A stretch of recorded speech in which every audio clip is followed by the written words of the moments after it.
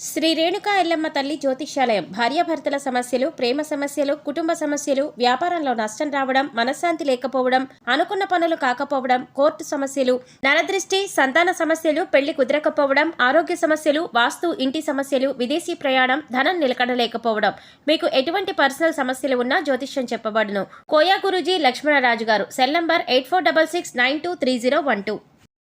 ఓం శ్రీ మాత్రే నమః. ఛానల్లోకి స్వాగతం అండి. ఈ వీడియోలో మనం కన్యా రాశి వారి గురించి మాట్లాడుకోబోతున్నాం. ఈ రాశివారు ఏ పరిహారాలు చేసినట్లయితే మీ ఇల్లు ధనంతో నిండిపోతుంది, అలాగే ఈ రాశివారు ఏ అంశాల్లో జాగ్రత్తగా ఉండాలి, ఎటువంటి దేవతారాధన చేసుకోవాలి అనే అంశాల గురించి ఈ వీడియోలో మనం వివరంగా తెలుసుకుందాం. కానీ అంతకంటే ముందుగా మీరు కనుక మన ఛానల్ని ఇప్పటి వరకు సబ్స్క్రైబ్ చేసుకోకపోతే సబ్స్క్రైబ్ చేసుకొని పక్కనే ఉన్న బెల్ ఐకాన్ నొక్కి ఆల్ సెలెక్ట్ చేసుకుంటే మేము ఇలాంటి వీడియోస్ అప్లోడ్ చేయగానే ముందుగా మీకు నోటిఫికేషన్ వస్తుంది. అలాగే వీడియోని ఎక్కడా కూడా స్కిప్ చేయకుండా చివరి వరకు చూస్తేనే మేమేం చెబుతున్నామో మీకు పూర్తిగా అర్థమవుతుంది. ఇక వివరాల్లోకి వెళితే ముందుగా ఈ రాశివారి మనస్తత్వం చూసుకున్నట్లయితే ఈ రాశివారు ఖచ్చితమైన నిర్ణయాలు తీసుకుంటారు. ఊగిసలాడే ధోరణి వీరిలో అస్సలు కనిపించదు. అలాగే ఈ రాశివారు ఎవరైతే ఉన్నారో వీరి మనసులో ఉన్నది బయట పెట్టరు. ఇతరుల విషయాలు గోప్యంగా ఉంచుతారు. ఇతరులు చెప్పే విషయాల్లో నిజాలు తేలికగా గ్రహిస్తారు. సిద్ధాంతాలు రోజుకొకసారి మార్చుకునే మనసు వీరికి ఉండదు. జీవితంలో మంచి స్థితికి రావటానికి చాలా కష్టపడతారు. వీరికి మంచితనం, పట్టుదల అధికంగా ఉంటుంది. కానీ వీరికి చాలా అంటే చాలా కోపం ఎక్కువ అని చెప్పుకోవచ్చు. దీనివల్ల అనేక మంది శత్రువులుగా మారుతారు. కానీ వీరికి కోపం వచ్చినప్పుడు ఎక్కువసేపు ఉండదు. ఈ రాశివారు మంచి ఆకర్షణమైనటువంటి రూపాన్ని కలిగి ఉంటారు. చూడటానికి అందంగా ఉండటమే కాదు, ఇతరులను చూడగానే వారి కష్టాలను ఈ రాశివారితో పంచుకుంటారు.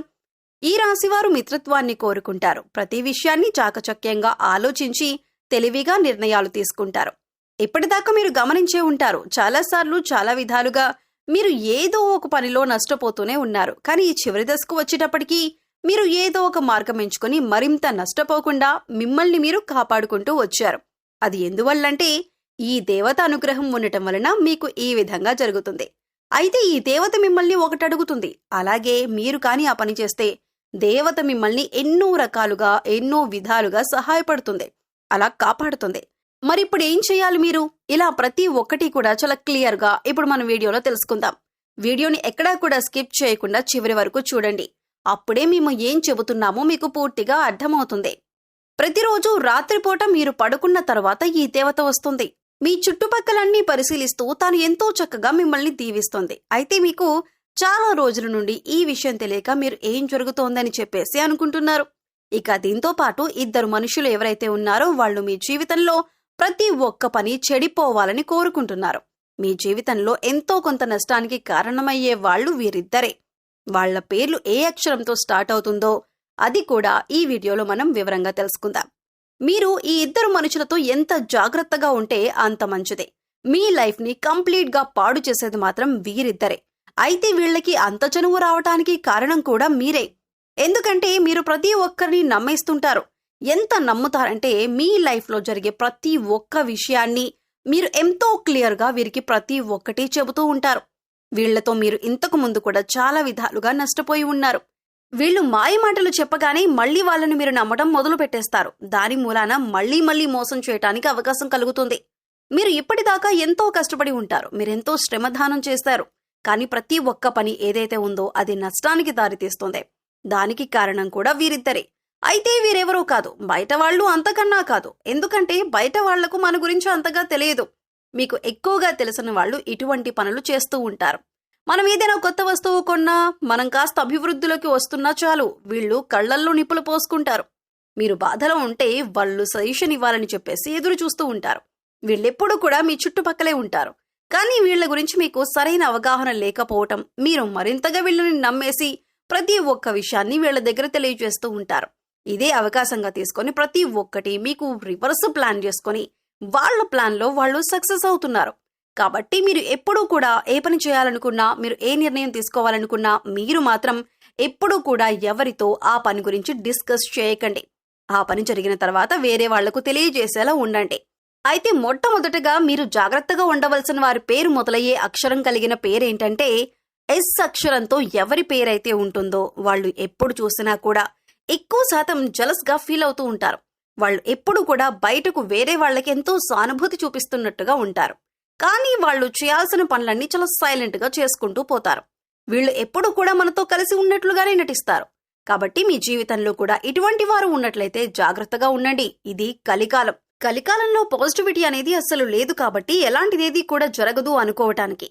కాబట్టి ఇలాంటి పేర్లు కలిగిన వ్యక్తులు మీ లైఫ్లో ఎవరైనా ఉంటే వాళ్లతో జాగ్రత్తగా ఉండండి. కాస్త గమనించుకుంటే మీకే మంచిది. వాళ్ళు ఎప్పుడూ కూడా మోసం చేస్తూ ఉంటారు. ఇలాంటి వాళ్లతో ఎప్పటికీ మీరు జాగ్రత్తగా ఉండాలి. ఇలాంటి వాళ్ళు మీ లైఫ్లో ఉంటే వాళ్ళు మీ లైఫ్లోకి వచ్చిన తర్వాత మీ లైఫ్లోకి ఎలాంటి అప్ అండ్ డౌన్స్ వచ్చాయి, మీ లైఫ్ ఏ విధంగా ఉంది అనేది మీరు గమనించుకుంటే మీకే తెలిసిపోతుంది. ప్రతి ఒక్కటి ఏదైతే ఉందో అది చాలా క్లియర్గా అర్థమైపోతుంది. కాబట్టి ఎప్పుడూ కూడా వారిని అతిగా నమ్మకండి. వాళ్లతో ఎంతవరకు ఉండాలి అని ఒక లిమిట్ అనేది ఉంటుంది. ఆ లిమిట్ మెయింటైన్ చేస్తే సరిపోతుంది. ఇక దేవత ఎవరో తెలుసుకుందాం.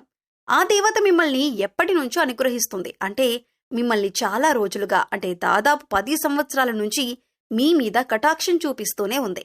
అయితే దీనికి సంబంధించిన గుర్తులు మీరు ఎలా గమనించాలి అంటే, మీకు తరచుగా బ్రహ్మ ముహూర్తంలో మెలకు వస్తుంది. అంటే ఆ దేవత మీకు ఏదో ఒకటి సూచన చూపిస్తుందన్నమాట. మీకు బ్రహ్మ ముహూర్తంలో ఏ సమయంలో మెలకు వస్తుందో కామెంట్ చేయండి. మరి ఆ సమయంలో మీరు కానీ ఆ దేవుణ్ణి స్మరించుకుంటూ చక్కగా పూజ చేసుకుంటూ ఉంటే మీకు మరింత అనుగ్రహం అనేది కలుగుతుంది.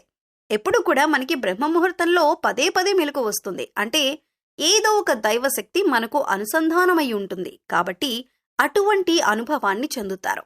మీరు ఎక్కువ శాతం తీర్థయాత్రలకు వెళుతున్నట్టు కలలు వస్తున్నాయా? అయితే ఇది కూడా మీకు మరొక సూచన. సాక్షాత్తు దుర్గాదేవి అనుగ్రహం మీ మీద ఉంది. మీరు అమ్మవారిని పూజించటం చాలా కాలం నుంచి ఆపేశారు. మీరు నష్టాల్లోనే ఉన్నారని, బాధలో ఉన్నారని, మీరు ఎంతసేపటికి ఆ బాధల్లో మునిగిపోయి ఉంటున్నారు. కానీ మనస్ఫూర్తిగా దేవతను స్మరించుకుంటూ, నీతితో దీపారాధన చేసుకుంటూ, దుర్గాదేవి అష్టోత్తరం పారాయణం చేస్తూ ఉంటే సరిపోతుంది. అమ్మవారు మిమ్మల్ని మరింతగా ఏమి మీ నుంచి కోరదు. మీరు వీలైనంత త్వరగా మీ కర్మలని ఎంత బాగా తగ్గించుకుంటే అంత మంచిదే. మనం చేసే పనులు బట్టి మనకు ఆ దేవత అనుగ్రహం అనేది ఉంటుంది. మీరు మంచి పనులు చేస్తే ఆ కర్మం మీకు రిటర్న్ వస్తుంది. మనం అవతల వాళ్లకు వీలైనంత సహాయం చేయగలిగితే మనకి కూడా మంచి అనేది జరుగుతుంది. ఏదో ఒక రూపంలో దాని ఫలితం మనకు దక్కుతుంది. కాబట్టి ఎప్పుడూ కూడా ఎవరికీ కూడా మీరు అన్యాయం చేయాలని చెప్పి ఆలోచించకండి. మనం అవతల వాళ్ళు ఎంత బాగుండాలని కోరుకుంటే మనకి కూడా అంతే మంచి జరుగుతుంది. కాబట్టి మీ దగ్గరలోని దుర్గాదేవి గుడికి వెళ్లి చక్కగా మనస్ఫూర్తిగా దండం పెట్టుకుంటే సరిపోతుంది. అలాగే మీ ఇంట్లో ధనాకర్షణ బాగా పెరగాలంటే మీ ఇంట్లో 4 చోట్ల పాటించవలసిన ముఖ్యమైన విధానాలేంటో ఈ వీడియోలో మనం తెలుసుకుందాం. వీడియోని స్కిప్ చేయకుండా చివరి వరకు చూడండి. అప్పుడే మేమేం చెబుతున్నామో మీకు పూర్తిగా అర్థమవుతుంది. ఈ రాశి వారి ఇంట్లోకి ధనాకర్షణ పెరగాలంటే, విపరీతంగా ధనాదాయం పెరగాలంటే మీ ఇంట్లో 4 చోట్ల ప్రత్యేకమైన సూచనలను పాటించాలి.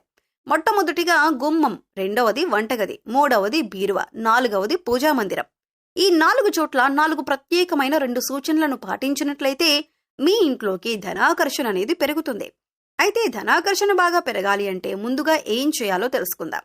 ఏదైనా శుక్రవారం రోజున ఒక 100 గ్రాముల నవధాన్యాలను తీసుకొని, ఒక పసుపు రంగు క్లాత్ తీసుకొని అందులో నవధాన్యాలను మూటగట్టి ఆ మూటను గుమ్మం లోపలి వైపు వేలాడదీస్తే ఆ మూట ప్రభావం వల్ల వాళ్ళ ఇంట్లోకి దుష్టశక్తులు రావు. అలాగే ధనాకర్షణ పెరుగుతుంది.